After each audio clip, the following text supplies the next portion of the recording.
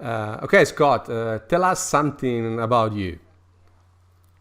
I started on the trading floors in 1985, about 2 years before the market crash.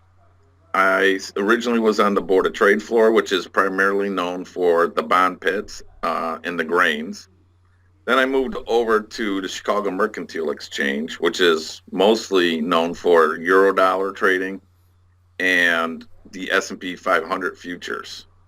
From there, I realized it is so difficult to make money by just betting on the direction of the market.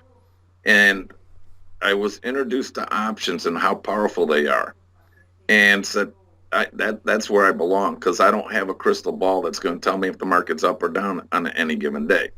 So I then proceeded to go over to the Chicago Board Options Exchange, where I was a member of, primarily focusing on the S&P 500, which is known as the SPX, and the S&P 100, which is the OEX, and then a few extra little type of equities that I would hop into when something was going on, like IBM, etc.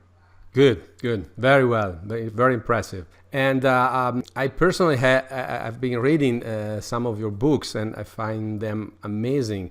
So tell us something about the books that you wrote. That's a great question. I've written probably, and I've lost count now, but I've written about 16 books. Wow. And I really only was asked to write one book. And it became such a phenomenon that I was asked to do another and another. And for a guy who hated English language in school, never wanted to ever write anything, I find myself as an author now. Uh, the I've written books for trade secrets. I've helped George Fontanellis of Optionetics with his books and my own books. I've written articles for various trade publications, etc. The most powerful thing about the way I write is I do everything in a step-by-step manner. It's almost like a cookbook where if you can follow a recipe out of a cookbook, you can learn how to trade. And I got that idea from students' suggestions and comments and questions after the first book, as well as a quote from Albert Einstein that I really hold dear, which is, if you can't teach something to a 6-year-old, you don't know the subject material well enough yourself. Exactly, exactly. I agree with you. I agree with you. Exactly like this. And you know, I can confirm that your book are really easy, and you understand very well the process of the strategy you're explaining. Yeah, as a matter of fact, like I said, when I was a kid, I had no interest in ever writing a book.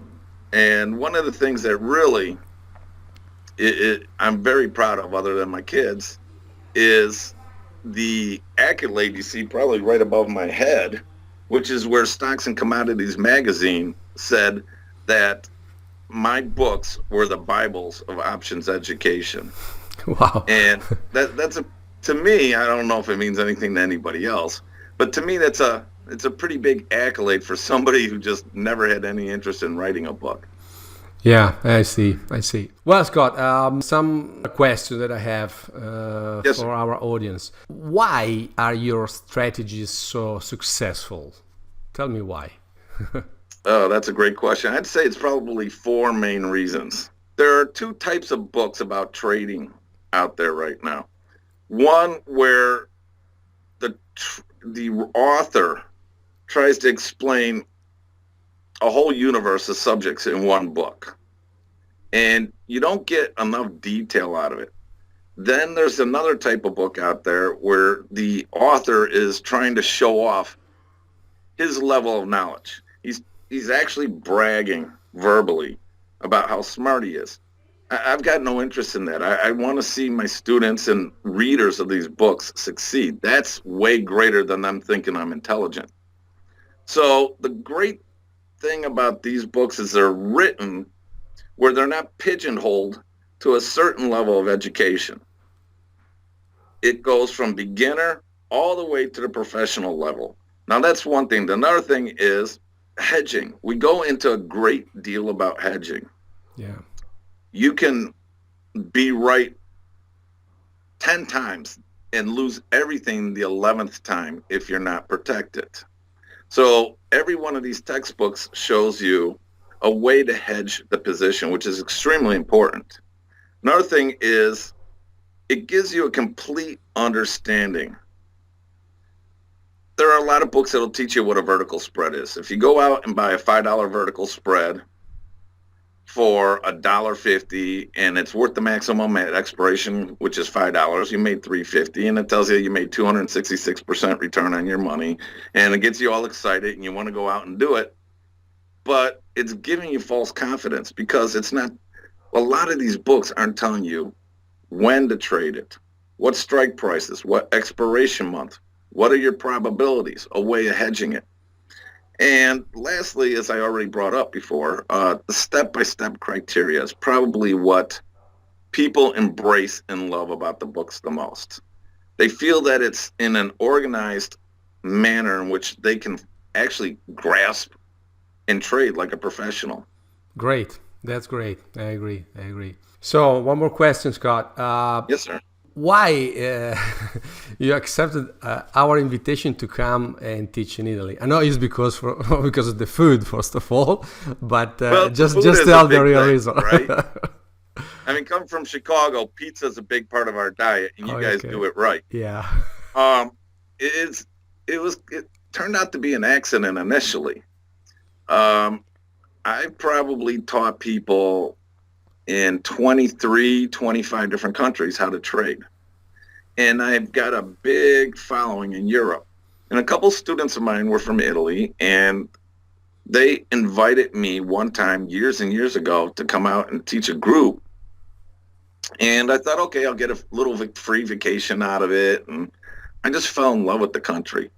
The students that I teach in front of are the most gracious, enthusiastic people I've ever met. You get an unbelievable amount of dedication from the people in Italy. I love the country. I love vacationing there. I love going to Amalfi and Capri and Postiano and Rome and Naples, Milan. It's one of the most beautiful countries. I'm a history buff. There's no country more rich in history than Italy. Yeah.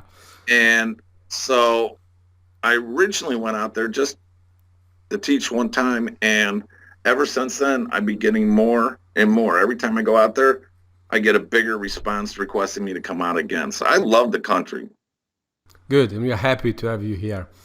And the last question, Scott, then I'll let you go Yes, because sir. you know you have work to do. Just tell the people why the events in Italy are not to be missed by a serious option trader. Great question. In the States, we call people who fall in love with something for 15 minutes and then go on to something else and then another thing and another thing, tire kickers. We have no interest in teaching our strategies to people who aren't serious. The great thing I found is when I'm teaching in Italy, is everyone's just so serious. I'm getting emails every day from people in Italy who I taught months ago. They are 100% dedicated. Now, for those type of students who won't settle for anything other than success, this is a must-see event because all of our material, all of our teaching, all the way we do our seminars are meant for those people who are completely dedicated. My two favorite strategies that I probably had the most success with in my career are the risk reversal and the volatility pairs. Now, for those who haven't seen or understand what a volatility pair is, the volatility products that are out now are the most popular, most heavily traded products in the world. In the United States, the highest volume stock in our markets is Bank of America. Last week, the VXX, which is a derivative of the VIX, traded 4 times as many shares as the most traded stock out there. These things have tremendous opportunity, and when you learn how to hedge them like a professional, they're probably the safest trade I know. If I had known this well, they didn't exist when I first started on the floor, but had I known back then, my career would have been astronomically larger than it already is. So why this is a must for anybody serious about learning to trade is it's probably the two most serious subjects that I know of for anyone wanting to be achieving professional trading status. And that's great. That's great, and we can't wait to to see you. You know, we I can. can't wait to see you. Yeah, looking forward to see your strategy and having you here. Well, Scott, I let you go. Thank you very much for your time, and Thank you, sir. I will see you in Italy in November. Then, thank you. Thank you very much. For all you people in Italy, I can't wait to see you in November. Stop on by. You're going to love it. Looking forward to it. Thank you, guys.